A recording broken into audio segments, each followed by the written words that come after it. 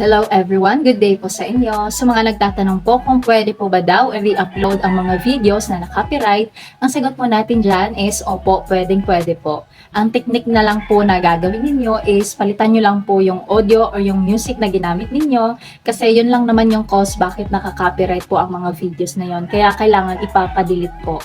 Pwede rin palitan nyo ng voice-over yung mga video na na-copyright. At sa mga nakamute naman na videos, huwag niyo pong i-delete yan guys kasi napakasayang po ng mga views na yan.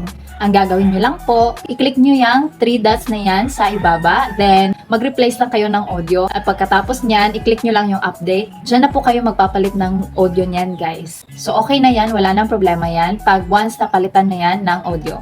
So sa mga music kasi na ginagamit natin guys is parang trial and error kasi siya. May times na makaka-copyright siya, may times din na hindi. So ayun lamang guys, sana nakatulong sa inyo ang video na to. Please react and share this video and follow nyo rin ako for more updates. Thank you so much for watching guys!